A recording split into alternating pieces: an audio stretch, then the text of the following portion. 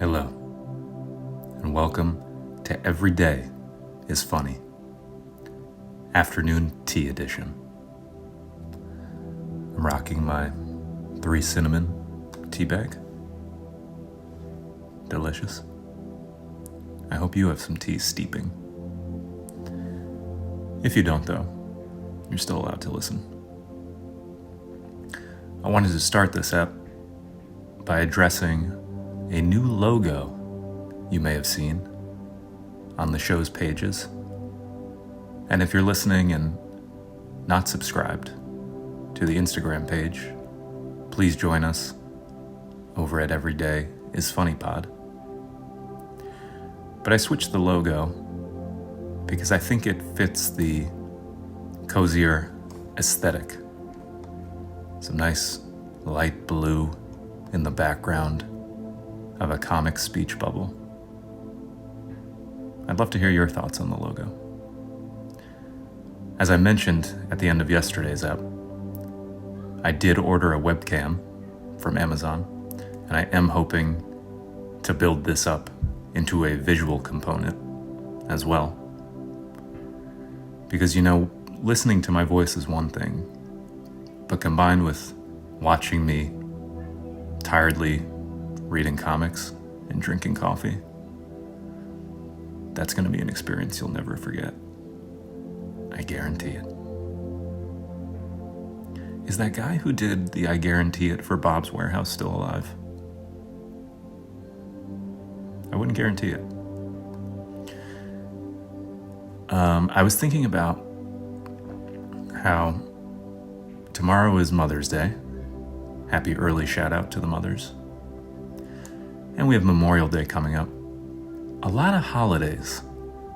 And there seems to be more holidays popping up every day. And it's hard to keep track. And it made me think about holiday characters. And the fact that we keep adding holidays, but we've really stopped adding in fun holiday characters. And I think that would get people to continue their interests in holidays in general. And so I was starting to think about some ideas for new holiday characters.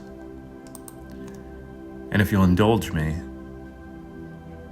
maybe we can build a grassroots effort here, a swell of public support to get some new holiday characters into the societal mix and just get people excited about a holiday again. So I have a few ideas jotted down, and I'd love to hear yours if you have any new holiday character ideas. Because when was the last one invented? Centuries. Why are we not doing this still?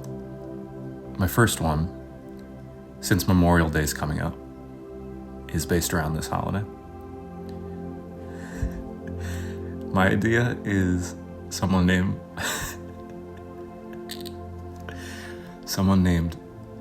Memorial Day Mikey.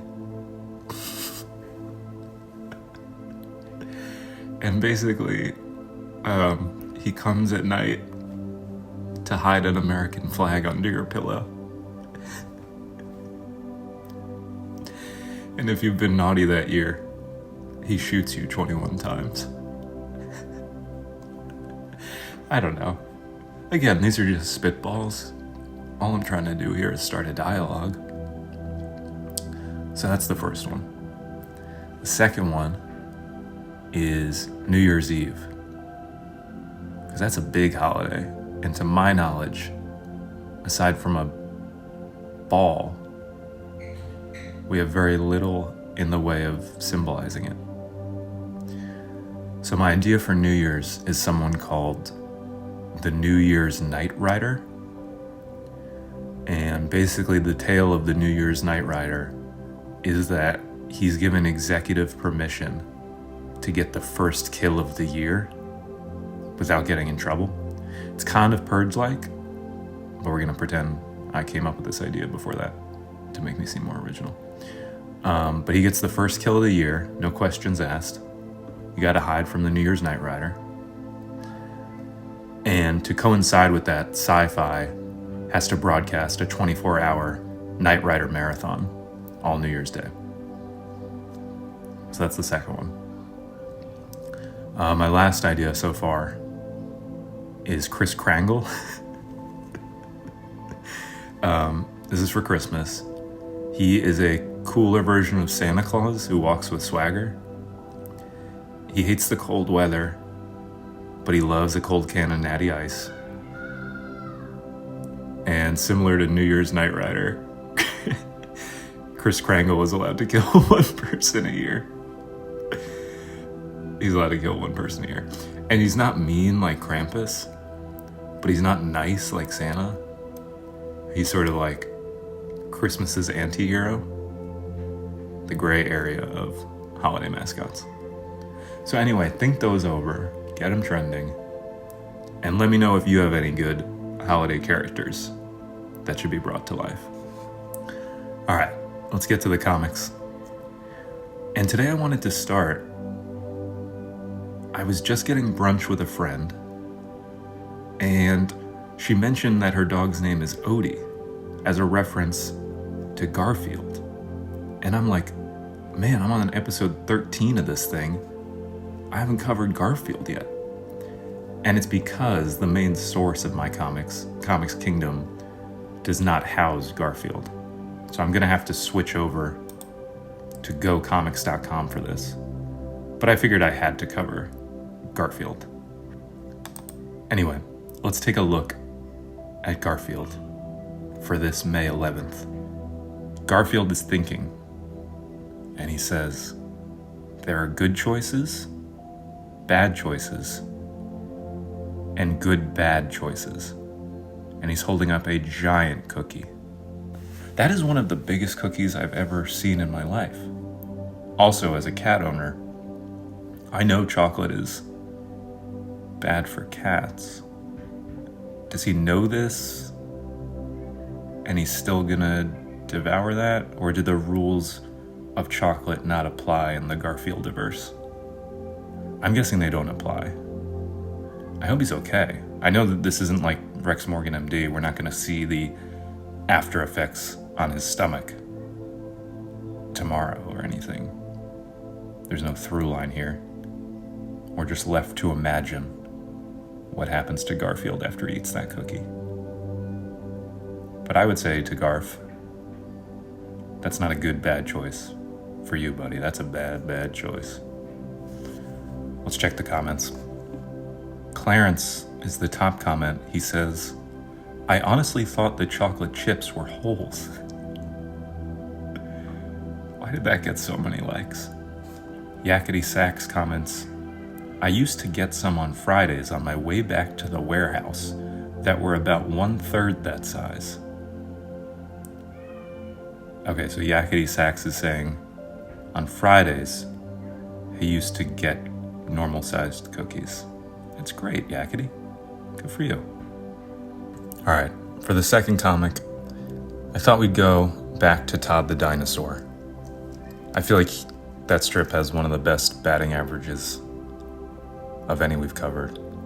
Maybe just because it's funny that a dinosaur is living amongst humans and talking to the people. I don't know why, but it makes me happy. We have Todd's human friend talking to a sports coach of some sort, saying, hey coach, is Todd all right? And the coach says, yeah, he just had the wind knocked out of him. And the guy goes, but what about all those other players? And the coach says, like I said, Todd got the wind knocked out of him. And then we see Todd on the ground with all the players on the ground around him. And the coach says, and apparently before the game, Todd had some garlic and onion pork rinds. Wait. So they all passed out because of Todd's breath. But then what happened to Todd? Because his eyes are closed. He doesn't look well. He doesn't look like the wind got knocked out of him. Did he make himself pass out with his own bad breath? Also, they seem to be playing baseball, which is probably not a great sport for a dinosaur with those little arms. But I would go check on Todd. think something's wrong. Bad breath is one thing, but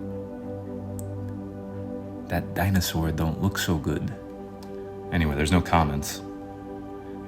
But let's go to Rex Morgan, MD, to close things out.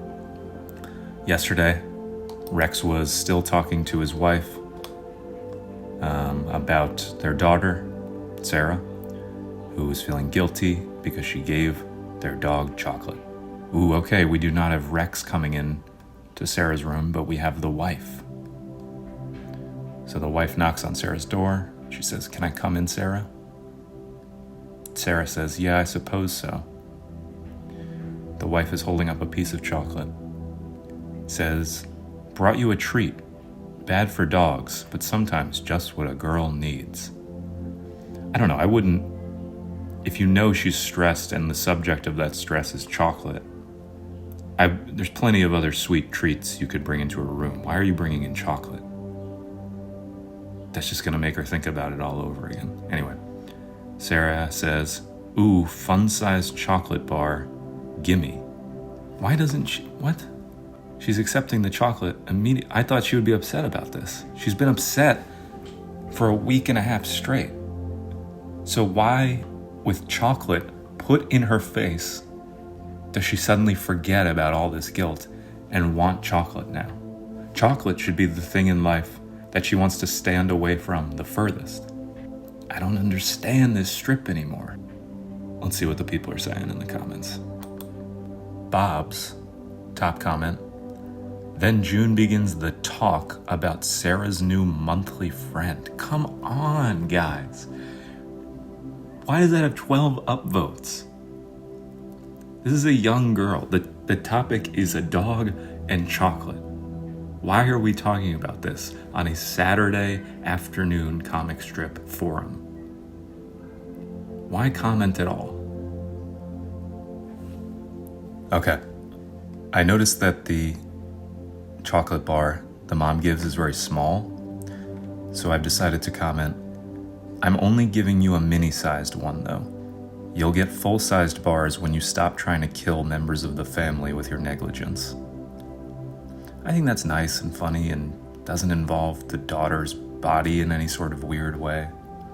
I'm trying to steer the conversation back to just harmless humor that doesn't frighten me when it's said by anonymous members of an online comic community. So we're gonna hit send on that. And all right, that'll wrap up this afternoon tea. Another episode of Every Day is Funny. Please join us on Instagram, Facebook. I'm working on revamping everydayisfunny.com as well. Feel free to go check that out. It's a work in progress, but it's getting there. And I hope you have a wonderful rest of your Saturday. I'll see you tomorrow.